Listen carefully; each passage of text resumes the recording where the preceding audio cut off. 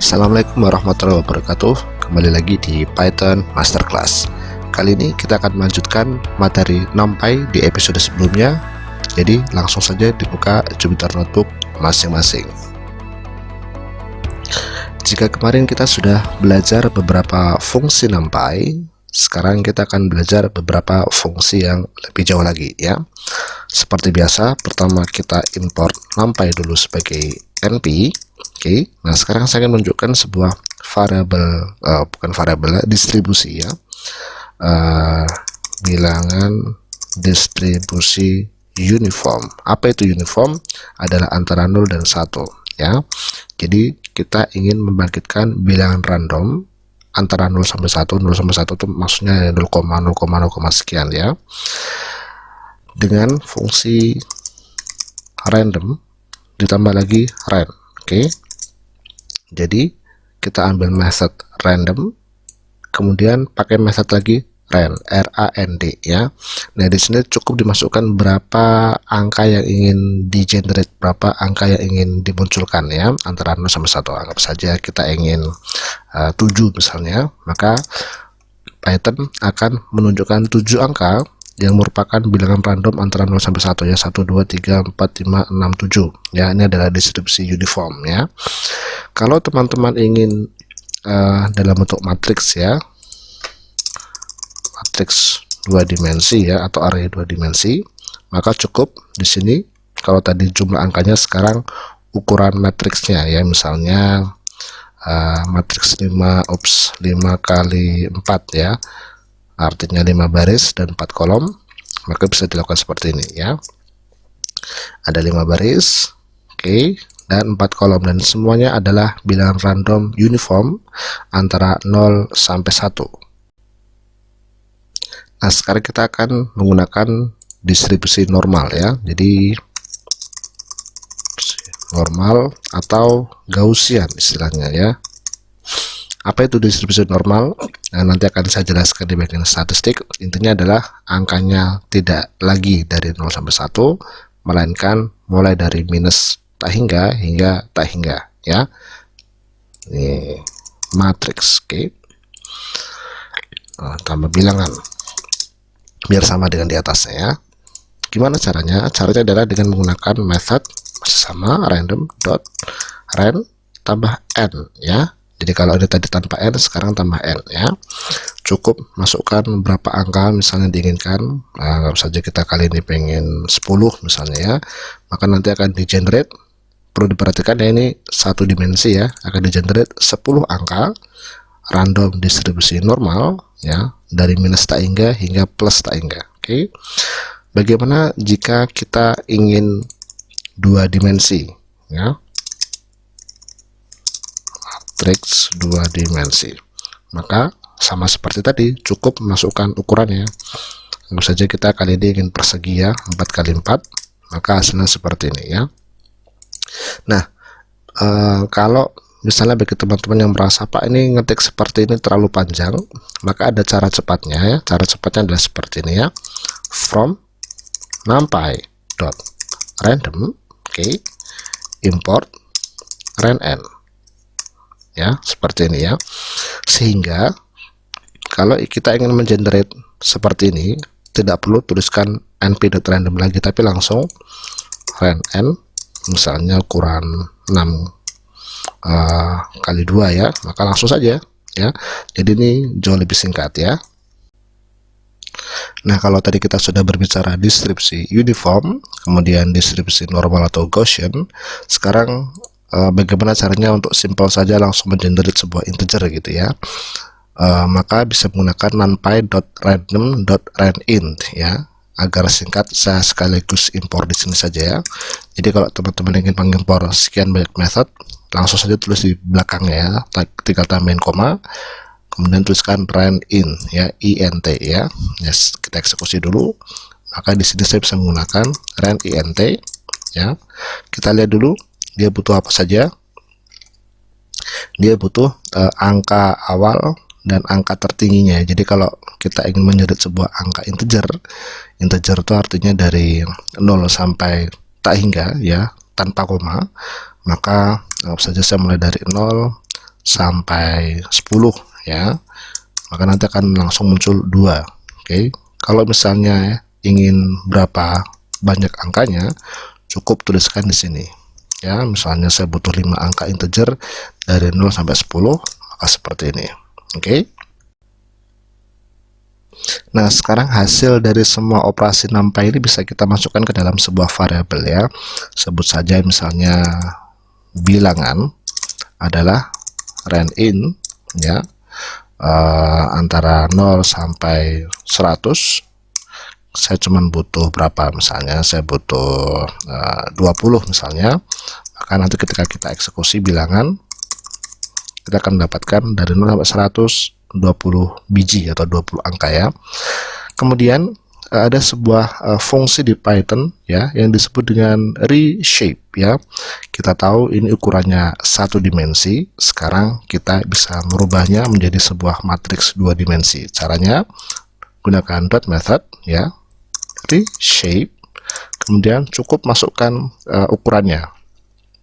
Perlu diperhatikan ukurannya ini ya, baris kali kolomnya ini haruslah pecahan dari 20 ya, bisa 1 kali 20, 2 kali 10, 4 kali 5 ya, dan seterusnya ya. Jadi harus pas ya. Anggap saja kita ingin 4 kali 5, maka bilangan reshape hasilnya menjadi seperti ini. Oke. Kalau misalnya teman-teman membuat 4 kali 4 gitu ya, 4 kali 4 kan 16 ya.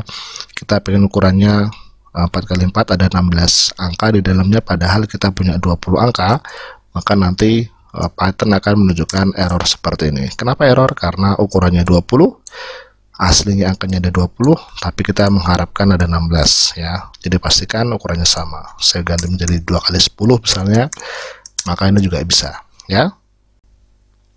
Nah, saya ingin menunjukkan bahwa dalam melakukan generate ranIn ya, itu indeks akhirnya tidak diikutkan ya. Jadi kalau misalnya antara 0 sampai 3 misalnya yang simpel saja, saya generate 5, maka dia mengenerate dari 0 sampai 3, tapi 3-nya tidak diikutkan. Jadi ini mirip dengan slicing jadi ya. Jadi yang di generate adalah 0, 1 dan 2 sebanyak 5 kali ya. Ya seperti ini. Sekali lagi 3-nya tidak diikutkan. Kemudian yang perlu diperhatikan bahwa misalnya saya generate ini sebanyak 25 ya. Oh, jangan 3 lah. Biar bervariasi seperti ini misalnya. Kemudian saya definisikan ini ke dalam sebuah variabel, sebut saja coba, sebut dengan ranIn. Kita juga bisa langsung melakukan reshape di sini ya. Reshape, karena ada 25, saya ingin berapa enaknya, 5 kali 5 sajalah. Oke, coba ya seperti ini ya. Jadi ketika melakukan sebuah fungsi ya atau method, bisa langsung digabungkan dengan method lain ya. Nah, perlu diperhatikan bahwa coba ini ya, ketika kita buat reshape ulang, misalnya 25 itu selain kelipatan 5 berapa ya? Nggak ada ya. Coba 5 kali 5 ya, biar gampang 20 aja deh. 5 kali 4, nah ini lebih gampang dibaginya ya. Oke ya, kalau kita reshape seperti ini misalnya menjadi 2 kali 10, maka ketika kita cek coba, dia masih 5 kali 4.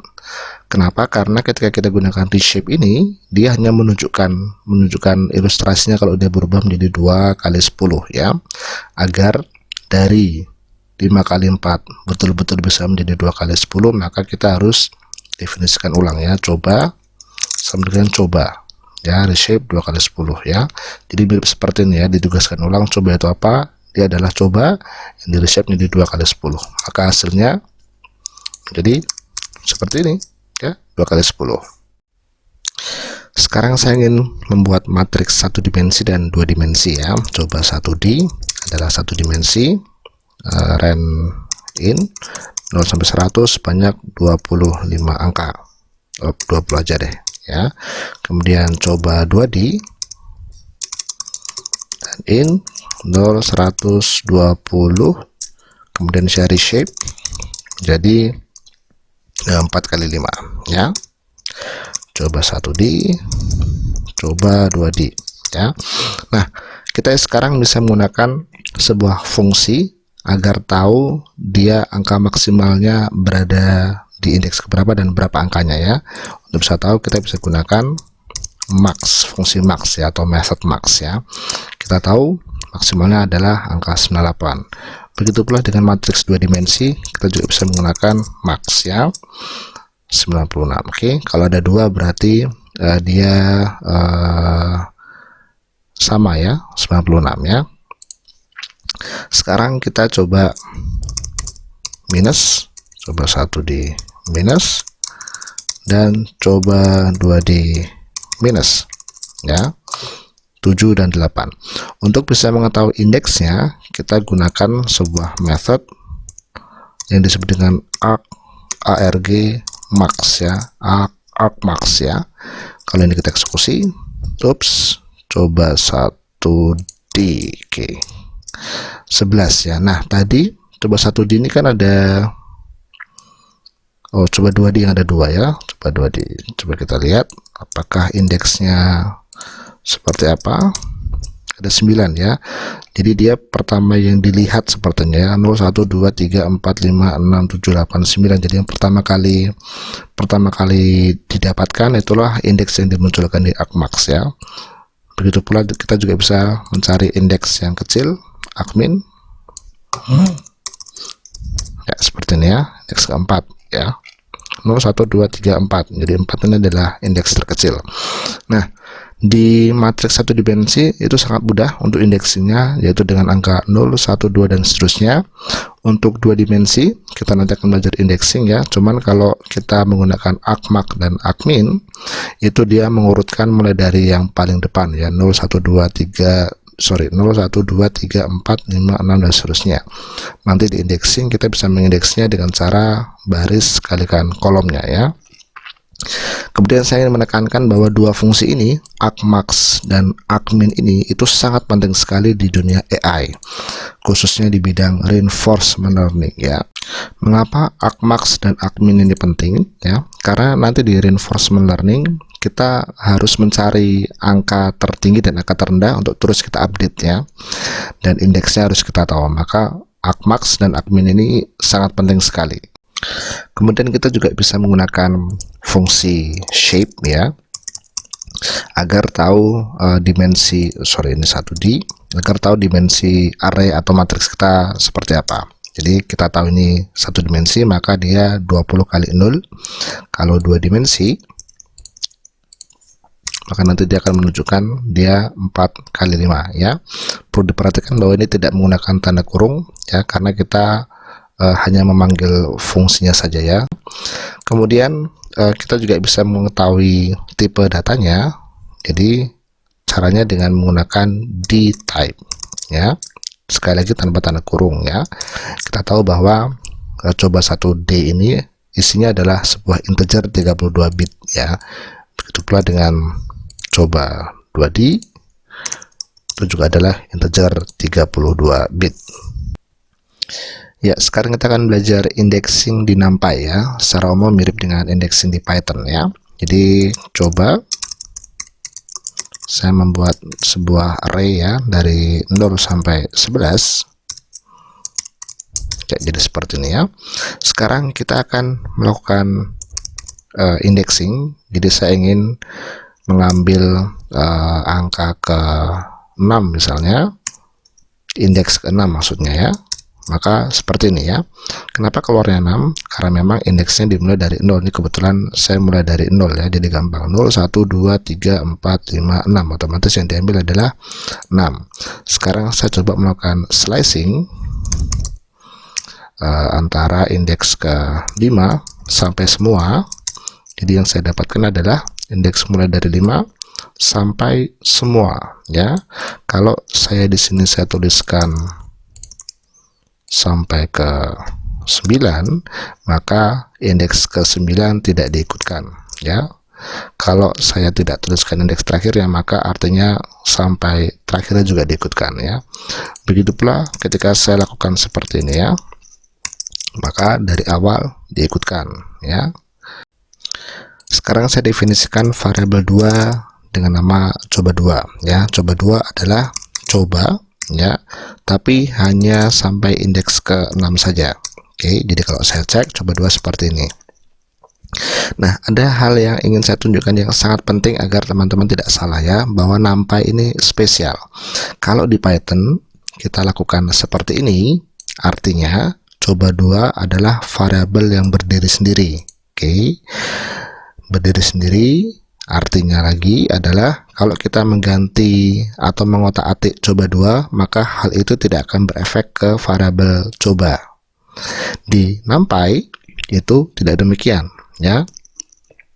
Kalau kita rubah-rubah coba 2, maka nanti juga akan berdampak di coba ya. Baik, mari saya buktikan ya. Misalnya adalah coba 2 untuk semua bilangannya saya ganti dengan angka 100. Oke. Maka kalau saya cek coba 2, dia 100. Coba kita cek coba. Uniknya ini juga ikut diganti 100 ya. Jadi di NumPy kalau kita melakukan hal seperti ini, artinya coba 2 ini adalah preview dari coba, atau coba 2 ini ibaratnya cerminan dari coba ya. Jadi coba 2 ini masih ngelink dengan coba. Dalam artian kalau kita otak-atik coba 2, maka coba juga berubah. Lalu bagaimana caranya agar coba 2 bisa berdiri sendiri tanpa nanti takut merubah isi dari variabel awalnya atau variabel induknya ya. Itu ada method khusus ya. Agar tidak terjadi kesalahan seperti ini, kita gunakan copy method ya. Jadi di sini kita gunakan copy, artinya coba 2 ini adalah kopian dari coba, di mana mereka berdua ini independen ya. Jadi coba 2 ini persis seperti di bawah ini ya. Tapi ketika semuanya ini saya ganti menjadi 200 misalnya, maka coba 2 menjadi 200, tapi coba dia tetap tidak berubah ya. Jadi selalu gunakan copy kalau misalnya kita ingin mendefinisikan variabel yang merupakan variabel yang kopian dari variabel lain, tapi agar tidak terjadi efek tadi di mana kita berubah nilai dari variabel 1 dan tidak ingin juga merubah nilai dari variabel sebelumnya, maka gunakanlah method copy ya. Sekarang kembali lagi ke indexing. Saya ingin mendefinisikan sebuah variabel ya, array, di mana dia adalah matriks 2 dimensi. Perlu diperhatikan kalau kita mendefinisikan manual seperti ini, pagarnya 2 ya kalau mau membuat 2 dimensi ya. Kurung kotaknya 2 ya. Pertama 1 2 3, kemudian 4 5 6, kemudian 7 8 9. Build 2D seperti ini. Kalau kita mau melakukan indexing mirip dengan Python ya, mirip dua Python seperti ini. Jadi kalau saya mengambil angka 1, maka pertama tuliskan dia baris keberapa, setelah itu diikuti dengan kolom keberapa ya, 1. Kalau kita ingin mengambil baris ke indeks ke 1 ya, 0 1, maka kita tuliskan seperti ini ya. Kalau kita ingin mengambil 9 ini, maka dia berada di baris 012, baris kedua 012, indeks kedua ya. 2, kita lagi 2. Nah, selain penulisan seperti ini sebenarnya tidak direkomendasikan ya, maka akan saya tunjukkan slicing NumPy yang direkomendasikan ya, yaitu dengan cara kalau kita ingin melakukan yang ini ya, maka cukup 2,2. Pertama kita tulis indeks barisnya, yang kedua adalah indeks kolomnya ya. Saya lupa. Termasuk juga untuk ini ya, build 2D 0,0, kita akan menghasilkan hasil yang sama ya. Nah, sekarang kita ingin biar ini kelihatan di sini, kita ingin melakukan slicing. Misalnya saya ingin memilih angka 5 dan 6 ini saja, maka seperti Python ya, lakukan seperti ini ya. Kita lihat dia berada di baris keberapa, 0 1, dia berada di baris ke-1. Maka slicingnya adalah 1 sampai 2. Koma, kita lagi ini kita sedang membicarakan baris ya. Kenapa 1 sampai 2? Karena saya ingin memilih baris ke-1 dan mengeksklud baris kedua. Artinya baris kedua tidak saya ikutkan. Oke. Sekarang kita bahas kolomnya. 0, 1, 2. Dia berada di baris ke-1 sampai baris ke terakhir ya. Agar baris ke terakhirnya diikutkan, maka penulisannya seperti ini ya. 1, oke. Ini dikosongkan. Karena kalau nanti ini diisi 2, maka nanti kolom terakhir tidak diikutkan ya. Jadi kalau ini kita eksekusi, hasilnya kita mendapatkan 56. Kalau tadi yang ini kita ikutkan angka 2, maka nanti kolom ke terakhir tidak diikutkan, maka yang kita dapatkan justru angka 5 saja ya. Jadi bisa dipahami sampai sini ya. Kita juga bisa melakukan slicing dengan boolean ya. Boolean itu adalah true dan false ya. Sekarang misalnya bilangan adalah numpy range dari 1 aja ya, dari 1 sampai 11 ya. Oke, jadi bil 1 sampai 10 ya. Nah, sekarang kita bisa membuat variabel baru ya. Angka T sama dengan bilangan lebih besar dari 5. Oke, maka angka T adalah false, true ya. Jadi yang true adalah mulai dari 6, 7, 8, 9, 10 ya. 6, 7, 8, 9, 10. Oke. Maka kita bisa menggunakannya seperti ini ya.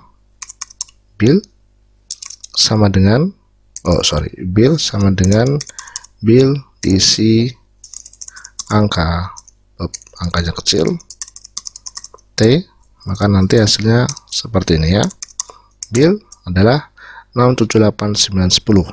Kenapa bisa 6, 7, 8, 9, 10? Karena kalau kita lakukan seperti ini, yang kita inginkan adalah hanya yang true saja, maka secara otomatis NumPy akan mencari yang true.